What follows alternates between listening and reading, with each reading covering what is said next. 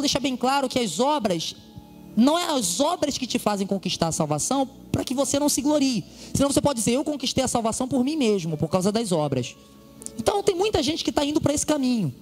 Muitos pastores que estão pregando por aí nesse ponto, dizendo que as obras não são tão necessárias, nós somos pecadores. Sim, temos que buscar. Mas se nós não conseguirmos, é porque nós somos pecadores mesmo, e começam a criar aquele comodismo nas pessoas de que as obras não são tão necessárias assim como todo mundo diz. Fé. O problema deles é que eles querem colocar fé diferente das obras. Tipo assim, eu tenho fé, mas eu não preciso das obras, porque o que salva é a fé. Mas o que eu quero que você tente me explicar é como fé e obra podem andar separadas. Perante a Bíblia isso é impossível. Porque a Bíblia diz, por exemplo, se eu perguntasse para você, como que você me mostra a sua fé? Como? Tem algum outro ponto para você? Por exemplo, se eu disser para vocês assim, eu amo, Jô, eu te amo, tá? Te amo. Aí imagina se eu falo que amo o Jô para todo mundo e faço um monte de coisa ruim pro Jô. Ué, mas o que eu estou falando é uma coisa, mas o que eu estou mostrando é outra. Mas o que vale é a minha atitude ou o que eu falo? A minha atitude. Então, quando eu digo que tenho fé, é isso que Tiago está explicando. Quando nós dissemos que temos fé, nós temos que demonstrar a fé de alguma forma. A fé não pode ficar só no teu coração, tem que demonstrar de alguma forma. E como demonstramos a fé? Através das obras. Então o erro dessas pessoas é quando eles pensam que fé e obras andam separados. Em Tiago ele tem um versículo que ele fala assim, você poderá dizer, por exemplo, eu tenho fé e não tenho obras. Me mostra a sua fé sem obras e eu te mostrarei a minha fé com obras. Aí ele fala, como assim me mostra a sua fé sem obras? Tem como você mostrar a fé sem ter obras. A obra é o que mostra se você realmente tem ou não tem fé. E quando ele fala em Efésios 2, versículo 8, que não é por obras para que ninguém se glorie, ele não está dizendo que a obra não é necessária. Ele está dizendo que no 10 ele explica, porque nós fomos feitos para as boas obras. E você não pode se gloriar de uma coisa que você foi criado para ela. Se você foi criado para fazer uma coisa boa, você não pode se gloriar por estar fazendo a coisa boa.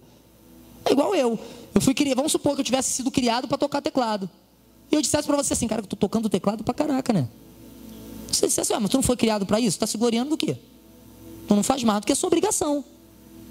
Certo? Então, quando você tem esse entendimento que fé e obra não se separam nunca, você consegue ter a compreensão e a explicação de por que as obras são necessárias sim na nossa vida. E olha o que ele diz, porventura Abraão, o nosso pai, não foi justificado pelas obras, quando ofereceu sobre o altar o seu filho Isaque? Bem vês que a fé cooperou com as suas obras, e que pelas obras a fé foi aperfeiçoada. Tiago 2, versículo 21, que diz, e creu Abraão em Deus, e isso lhe foi imputado como justiça, e foi chamado amigo de Deus. Abraão, ele passou por uma provação. Abraão teve que demonstrar a fé dele. Só que depois que Abraão demonstrou a fé que ele tinha, o conceito que nós temos de Abraão mudou. As provações, aqui ele está dizendo, depois que Abraão entregou seu filho como sacrifício, isso lhe foi imputado como justiça e foi chamado amigo de Deus. Ou seja, do conceito de Abraão, que as pessoas tinham de Abraão, foi mudado. E do próprio Deus. A partir dali ele foi chamado amigo de Deus. E hoje Abraão é considerado por muitos o pai da fé por causa das obras de Abraão. Porque Abraão demonstrou. Então, quando você passa por provações e você é aprovado nessas provações, isso muda o teu conceito. O conceito que as pessoas têm de você mudam quando você é aprovado. Quando você é reprovado nas provações, o conceito que as pessoas têm de você cai.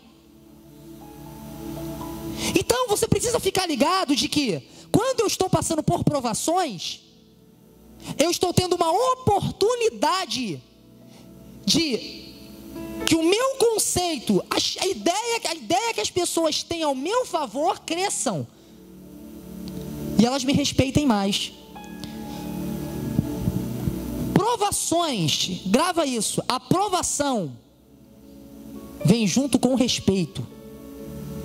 Se você for aprovado em cada aprovação, lembra, toda aprovação que você passa, você está sendo observado, toda. As pessoas estão observando como você lidar, ainda mais se você é uma referência. Você vai ser observado.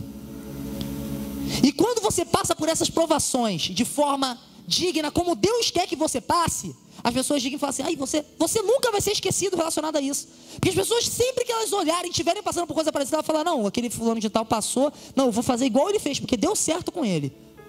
O conceito muda, cresce, e as pessoas passam a te respeitar mais, pela forma que você lidou com a provação. Então provação é crescimento. Vira para o teu irmão e fala: provação é crescimento.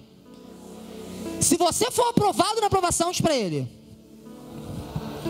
a ideia que as pessoas têm de você vão mudar. Mesmo que uma pessoa não reconheça Jesus, ou nem acredite que Jesus existiu, ela precisa reconhecer que ele dividiu a história. E quando ele vai assinar um documentozinho lá, ele tem que assinar 2015 depois de Cristo. Inclusive os judeus, eles podem estar no ano 15, mas tem que assinar, não é, Dica? Tem que assinar 2015, porque é o que vale. Como pode um simples carpinteiro, se Jesus fosse uma pessoa normal, como pode um simples carpinteiro chegar e dividir a história em dois? O único que fez isso, que dividiu a história em dois. Eu virei e falei: e se tem, eu costumo falar, se tem pessoas importantes, por que eles não dividem a história de novo? Só Jesus fez isso e ninguém mais vai fazer, porque Jesus é o nome sobre todo nome. O conceito de Jesus foi mudado depois que ele passou pelas provações de forma digna, depois que ele cumpriu o propósito que Deus tinha estabelecido para ele. O conceito das pessoas relacionadas a ele mudou. E hoje ninguém pode chegar e falar: ah não, Jesus não passou o que eu passei. Ninguém pode abrir a boca para falar isso. Por quê? Porque o conceito que nós tínhamos de Jesus mudou. Então essa foi mais uma revelação que Deus trouxe para mim, o próprio Abraão, o próprio Jesus. Então grava isso: provação, crescimento. Provação vem junto com respeito. Provação. Agora, lembrando, se você tem a presença de Deus, você tem respeito. Se você não tem Deus, você não tem respeito. Eu estou falando isso para a pessoa que passa pela provação, mas junto com o Senhor.